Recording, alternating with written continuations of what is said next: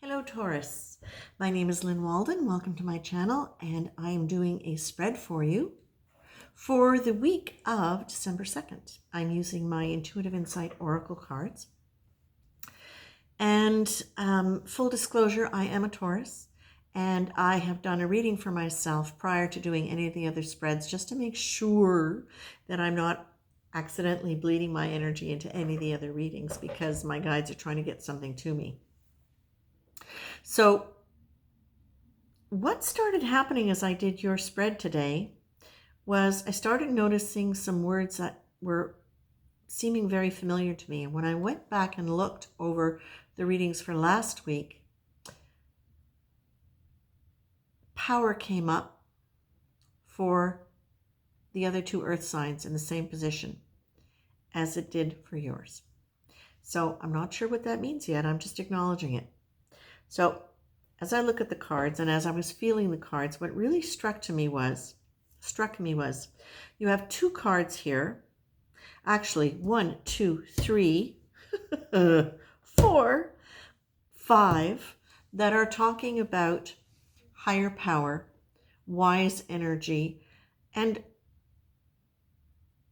connecting, leaning into, 6, leaning into the idea that there is higher power, that there is wise energy, and I feel as though you're being very much guided to be paying attention to when you're coming to a positional attitude in your life where you are using your mental energy to try to force something or to try to really get things done. The card power speaks, I think, almost identically to the content of the love card as it fits into this spread. So power is this.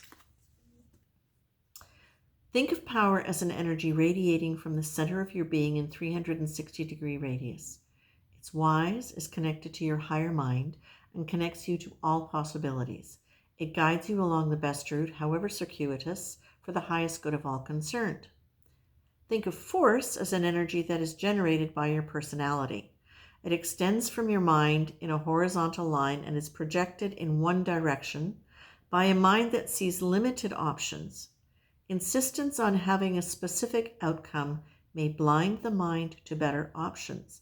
It may be logical but not wise. Force is ego-directed and usually with a predetermined goal. Power is soul-directed and therefore self-correcting. Then you've got love. Deepak Chopra defines pure love as something we embody, something that radiates from us like light from a bonfire or dreams from a dreamer, rather than something that we parcel out to some and not to others. Again, that sense of linear, I'll give you this, I'll give you that, but I won't give that to you, compared to love, which is just radiating, compared to power, which is just radiating rather than the mind determining it.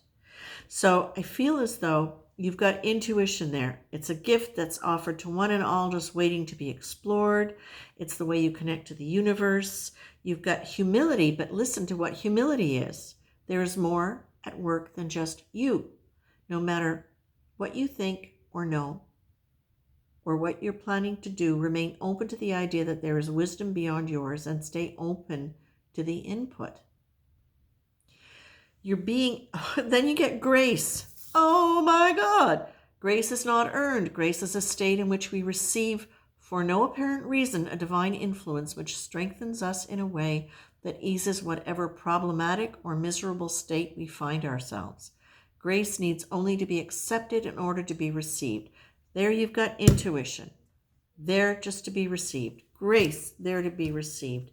Power, it's in you. It's not something you have to force. It's there. Love, it's radiating. It's not given to one and not another. It's there.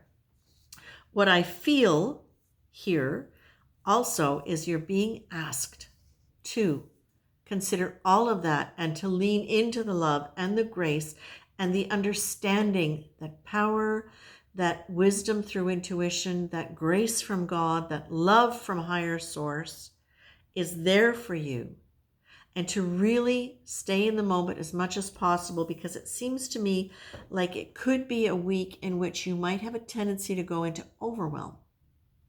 Now, overwhelm, as we know, is kind of a state of system overload, and it often feels like it just happens like that, but generally speaking, it happens gradually over a period of time.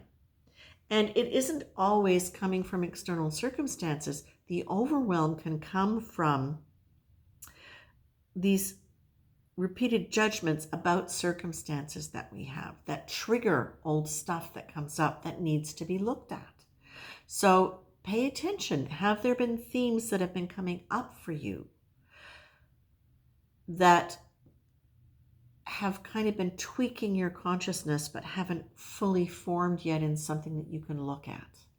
Because I have a feeling that might be happening for you. Part of the reason is because you get the card that basically says, notice how many times you're apologizing for yourself, justifying things, keeping people waiting, being in the way, not having the right answer, needing assistance.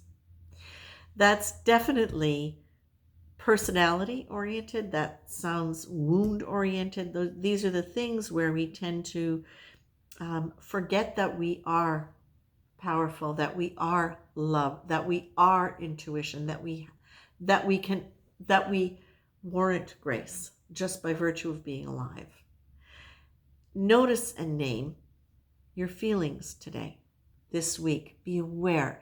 That's one of the ways where you can stay present, because when you allow yourself to breathe and be aware and name your feelings, you're keeping yourself in the present. When you're in the present, it's hard to fall back into those old stories where we need to apologize.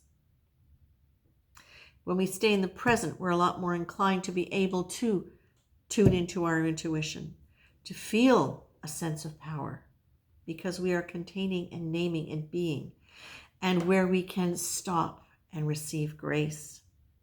And you're also being asked, which comes out very beautifully right next to the sorry card, it's bubbly. I'm going to read it to you because it's too perfect. And I think this might be really important for you this week, because as you're letting old stories come up, old insecurities come up, it's also really important that those things seem so big when they come up. And this is a reminder for you, that's just one part, and that's the part that looks big because it's coming up, but small. So remember this one. Before you walk into a room, begin a conversation, or even just go out into the world, do this. Take a few minutes first to imagine that all of your best qualities, even the ones you're not conscious of, are bubbling up out of you and are surrounding you in a fine shimmering light, like it would around a glass of 7-Up or something like that, where you just see all the bubbles in the air. You sparkle and shine in a way that draws people towards you. You invite interest and also cooperation in the nicest possible way. My friends, it looks like this could be a very interesting week. Remember power. Remember you have access to intuition and wisdom. You have access to a power far greater than just your mind. That you are absolutely and totally worthy of grace, and that it is just there for you, and you can stop in the moment and breathe and let it in. Pay attention to overwhelm coming from overdoing, overthinking, or from repeated tweaks of things that might be coming up to be looked at. Remember that love is there, is present for everyone. And remember that there are all sorts of wonderful things about you that you may have forgotten exist. And before you interact with the world, take a minute and let all of that stuff come up around you. Let it fill your energy field. And it's particularly good when you find yourself in the sorry for who you are kind of attitude, which may be part of what's coming up to clear out. All right? That is it, my friends. I leave you with that. I hope you have a great week. If you want more information about my cards, you can go to lynwalden.com. I have a new website there. Lots of information, lots of free stuff, and really very much about grounding, self-awareness, and self-appreciation. Okay, that's it for me. Have a good night. Have a great week.